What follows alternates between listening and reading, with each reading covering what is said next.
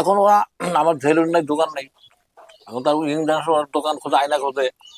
হ্যাঁ, ইয়ং ছেলের কাছে যায়। গাইজ, এই হচ্ছে আমাদের কৃষ্ণদা, রামকৃষ্ণপুর ইউনিয়ন এবং চিলমারি ইউনিয়নের এমন কোনো ব্যক্তি বলতে পারবে না যে আমি কৃষ্ণদার কাছে চুল কাটাই নাই।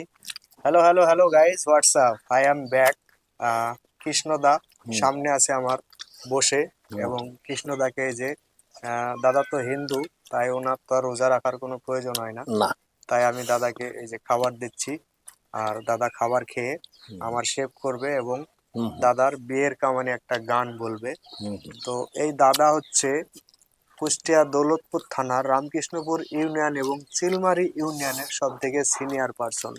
চিলমারি ইউনিয়ন এবং রামকৃষ্ণপুর ইউনিয়নের এমন কোনো ব্যক্তি ইদানিং নিউ জেনারেশন বলতে পারবে না, হয়তো 30 বছর 25 বছরের ঊর্ধ্বে যারা, মনে করেন যে 25 বছরের ঊর্ধ্বে থেকে যারা আছে, এমন কোনো ব্যক্তি নাই যে আমার এই দাদার কাছে কাজ করে নাই, দাদার কাছে চুল কাটে নাই। দাদা তাদের চুল কেটে দিয়েছে এবং বিয়ের কামান দিয়েছে। যারা বিয়ে করতে যায় তাদের বিয়ে করার মানে বাড়ি থেকে বেরোনোর আগেই চুল কেটে বেরোনো লাগে, হ্যাঁ? তো বর একদম সাজায় দেয়। ওই সময় আমার দাদা প্রত্যেকটা মানুষের চুল কাটছে। এই ভিডিওটা যারা দেখছেন বাগজত বা রামকৃষ্ণপুর ইউনিয়নে বা চিলমারি ইউনিয়নে, তারা সবাই এই দাদাকে চিনতে পারবেন। কারণ এই দাদার নাম কৃষ্ণ দা। কৃষ্ণ দাদা। কৃষ্ণ দাদা। দাদা আজকে কাজ করছে কত বছর? এই তো প্রায় 50 পার। 50 পার। 50 বছর হয়ে গেল দাদার এই কাজ করা। এই যে দাদার ব্যাগ বাটি, হ্যাঁ, দাদার অস্ত্রপাতি সব এখানে আছে। লাঠিরা। দাদার লাঠি আছে এখানে একটা বিশাল লাঠি। আর এই লাঠি দিয়ে কাউকে মারছো নাকি? না, তো এই যে খাপ কাটা কিসের এগুলা? এগুলো এমনি হয়। এগুলা এমনি স্টাইল। তো এখন যে তোমার কাছে যে ইয়াং জেনারেশনরা চুল কাটায় না, এই জন্য তুমি কি বলবা? এখন ওরা আমার ছেলের নাই, দোকান নেই। এখন তার ইয়ং জেনারেশন দোকান খোঁজে, আয়না খোঁজে। হ্যাঁ, হ্যাঁ, ইয়ং ছেলের কাছে যায়। হ্যাঁ। আর এখন আমার কাছে আসতে চায় না। না, ওই যে আমরা যখন তোমার ওই যে সোনাতলায় যে চুল কাটতে যেতাম, আমরা যে এই সোজা রাখতাম আর তুমি যে সব মনে করো এই সোজা না রাখা সব কাইটা একদম জিরো করে দিতা, হ্যাঁ?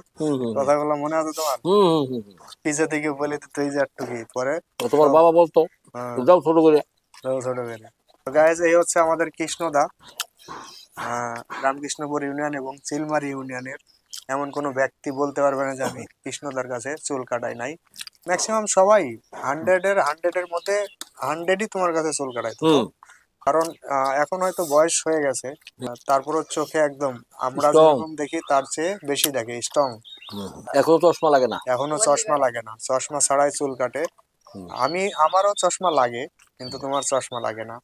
আর বিশেষ করে হচ্ছে, আর সেই সময় যখন তুমি ইয়াং জেনারেশন ছিলা, যে সময় তুমি ইয়াং জেনারেশন ছিলা, সেই সময় তোমার চোখের পাওয়ার কেমন ছিল, হ্যাঁ? তোমার কাটিং কেমন ছিল? তোমার ওরে কাটিং বাবা। দেখে পাবলিক তোমার কাছে চলে আসতো, হুমড়ি পড়ে চলে আসতো যে আমি কৃষ্ণর কাছে চুল ছাড়া আর কারো কাছে কাটাবো না। যে নাপতি হোক, যে বিশ্ব রেকর্ড করা নাপিতি হোক, কৃষ্ণ তাকে লাগবে।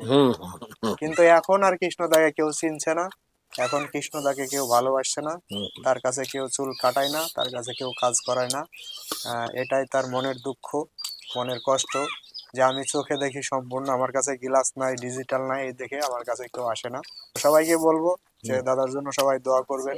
আর হ্যাঁ, বিশেষ করে আছে এই যে দাদা এখন একটা গান বলবে, এই যে আমি খাওয়াচ্ছি, পেট ভরে খাবে, 10 মিনিট রেস্ট করবে, তারপরে আমার শেভ করব। আমি এখনো শেভ করি মাঝে মাঝে, আমার দাদার কাছে যখন সময় পাই দাদার কাছে শেভ করি। খাওয়া দাওয়ার পরে আমি শেভ করব, আর বিয়ের গান হবে। দাদা বিয়ের গান বলে একদম, মনে করেন যে কাটিং করে আর বিয়ের গান বলে। তো এই গানটা শোনার জন্য অবশ্যই আমার পেজের সাথে থাকবেন, ফলো করে এবং লাইক কমেন্ট শেয়ার করে সাথে থাকবেন। এই ভিডিওটা বেশি লং হয়ে যাচ্ছে, এই জন্য এখানেই আমি সমাপ্ত করছি। নেক্সট ভিডিও, দাদার নেক্সট ভিডিও দেখার জন্য অবশ্যই পেজটা ফলো করে রাখবেন।